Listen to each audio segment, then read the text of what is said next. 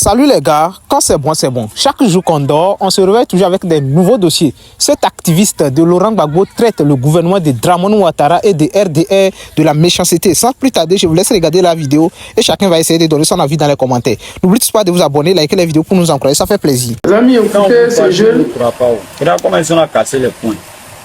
Bakongo est méchant, Ouattara est méchant. Gouvernement RDR là, c'est méchant. Ça, c'est vrai.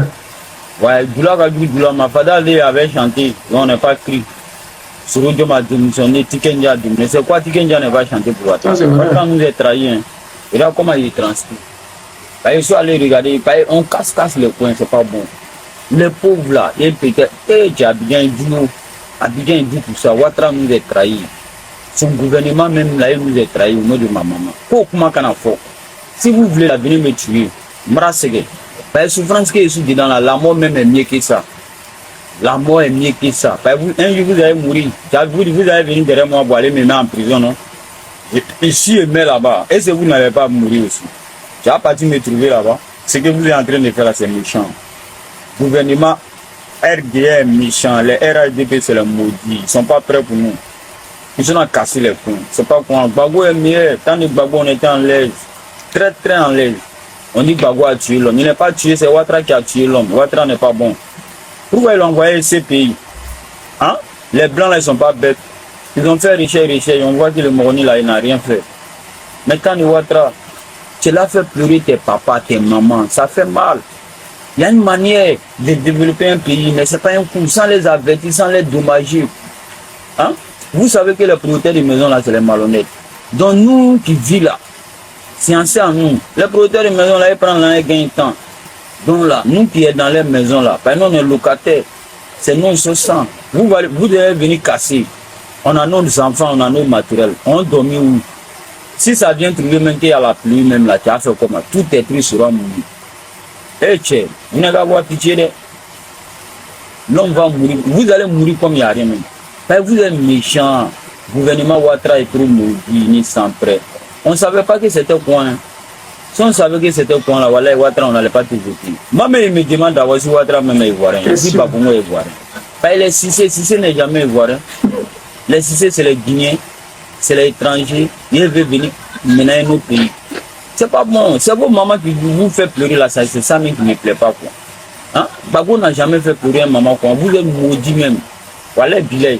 C'est pas bon, vous cassez les coins comme ça en des autres. On développe un peu, mais c'est un PMP.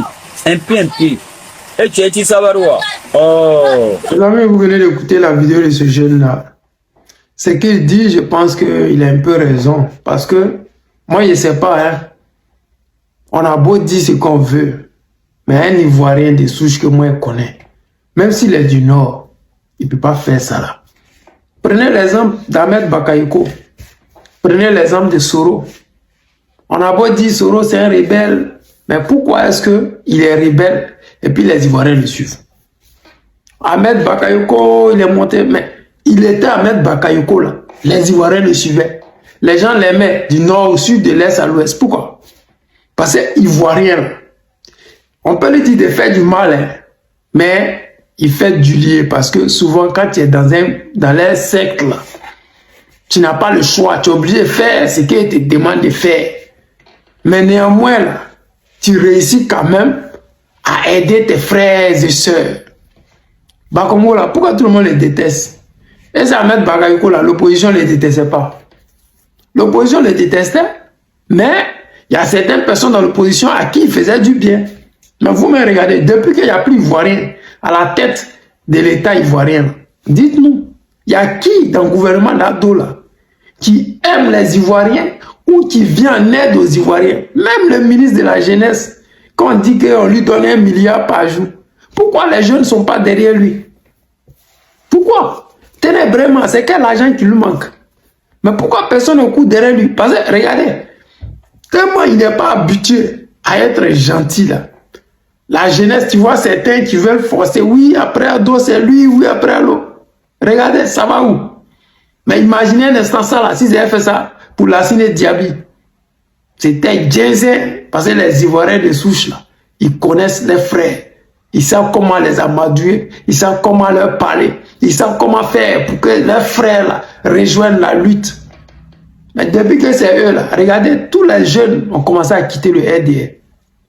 Tous les jeunes, ils ont commencé à se retirer du RDR. En ce moment-là, allez-y au nord. Quand les étrangers là ouvrent leur bouche là, on tape dessus en même temps. Parce qu'ils ont grossi le cœur et puis ils sont assis et ça. Ils les attendent au tournant. Vous pouvez dire ce que vous voulez, hein? Faire vos publicités, vos cyberactivistes, les payer là pour faire croire que... Mais la réalité là, regardez les élections. Personne n'allait voter. Mais eux-mêmes là, ils ont gonflé les chiffres pour pouvoir soulever un peu la tête, pour qu'on ne dise pas qu'au nord là, on les a laissés tomber. Mais regardez le taux de participation au nord.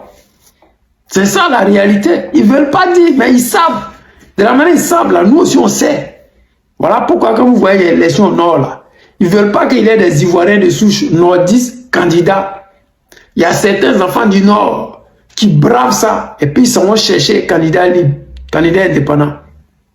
Mais quand ils gagnent là, la pression fait que c'est même qu'ils ont candidat indépendant là, retournent au RDR parce qu'ils savent très bien que s'ils ne vont pas au RDR unifié, RHDP, ils vont les verrouiller tous les robinets, les vies même là, ça sera en danger.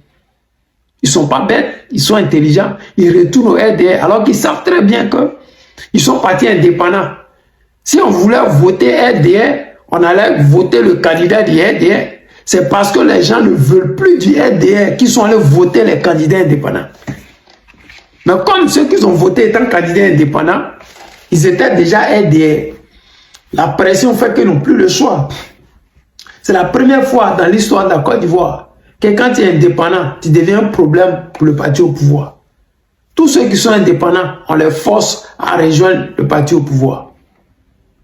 Mais si nos parents du Nord aujourd'hui ont ouvert les yeux, c'est déjà bien. Je vous dis que nous allons pouvoir libérer ce pays plus facilement qu'hier. Parce qu'hier, beaucoup étaient Djoula, ils ne savaient pas qui ils étaient. On ne peut pas mener un combat avec des gens qui ne savent pas qui ils sont. Quand un Sénifo dit ici Sénifo là, il sait qui il est. Et étant Sénifo, il sait que la Côte d'Ivoire c'est sa patrie. Et nous qui nous battons pour cette patrie, ils vont nous rejoindre. Mais dès lors que tu dis que tu es Djoula, mais tu ne sais pas qui tu es. Mais ne sachant pas qui tu es, pourquoi veux-tu soutenir des gens qui se battent pour empêcher un système de s'accaparer de toutes les richesses? Aujourd'hui, les terres du Nord appartiennent à peut-être 50% à ces étrangers. Si nos parents sont en train aujourd'hui de se battre pour que ces étrangers-là ne puissent pas avoir les terres comme village, c'est une réalité. Ils viennent s'asseoir en monovision devant tout le monde. En temps normal, c'est un gouvernement qui se respectait. Quand certains étrangers viennent dire que certains villages du Nord, certaines villes du Nord leur appartiennent, on devrait les mettre en prison pour que ces gens de bêtises-là ne puissent plus continuer. Mais ceux qui sont au pouvoir, comme ils sont étrangers, il faut bien qu'ils puissent soutenir ça. Parce que s'il n'y a pas quelqu'un qui soutient ça, ça ne peut pas arriver. S'il n'y a pas quelqu'un qui donne l'argent à ces gens-là pour se promener, pour chercher un village là, ça ne peut pas arriver. Parce qu'un gourou ne peut pas prendre son argent pour aller au nord, pour dire que voici un village à faire que c'est Dougou, c'est nos parents qui sont assis là-bas, ça nous appartient. Ces gens de bêtises, ça ne peut pas arriver. Pareil pour un Sénifo, il ne peut pas venir à Zenou là pour dire que oui, ça là, parce qu'on a des cousins qui sont au village ici, c'est pour nous. Non, ça n'a pas de sens. Chacun se connaît. Mais je dis merci à mes parents. Tant que vous serez avec nous, nous on continuera. Ce combat-là, on va atteindre nos objectifs. On peut insulter Soro, c'est notre frère, on a le droit de l'insulter. Il a commis des erreurs, mais il reste un Ivoirien de souche. Ceux pour qui il s'est battu hier, aujourd'hui là, c'est eux qui l'ont chassé. La réalité est là et nous tous nous voyons. Voici un Ivoirien qui dit, si ce n'est jamais Ivoirien, est-ce qu'il a tort? Parce qu'un Ivoirien ne peut pas avoir pour objectif de faire pleurer ses parents. Lui, soir matin, il casse les trucs comme ça. C'est-à-dire qu'il casse juste pour casser. On dit que c'est le développement. Mais est-ce qu'on développe en cassant les marchandises des gens? Non. Tu peux développer, mais en disant, bon, prenez vos affaires. Ça leur coûte quoi? De demander à nos parents de faire sortir les affaires. Ça leur coûte quoi? Ils vont perdre quoi? Ils perdent rien. Mais ils le font juste plus mal, plus mal.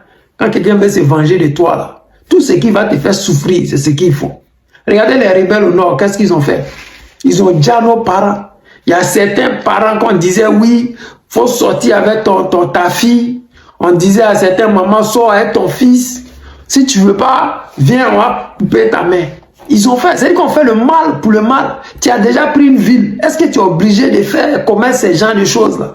Non, mais c'est juste le mal pour le mal. Quand c'est pas ton pays, c'est pas tes parents, tu es prêt à les humilier comme tu veux. Et c'est ce qu'ils ont fait au Nord. Et c'est ce qu'aujourd'hui, ils sont au pouvoir et c'est ce qu'ils sont en train de faire. Mais bon, je dis toujours, la volonté, notre volonté de les enlever au pouvoir, elle est plus que notre volonté de les laisser au pouvoir. Voilà pourquoi nous allons vaincre ces gens-là. Les amis, c'était le président Lota, l'ami des dirigeants qui se respectent. Je vous aime et je vous dis à tout à l'heure.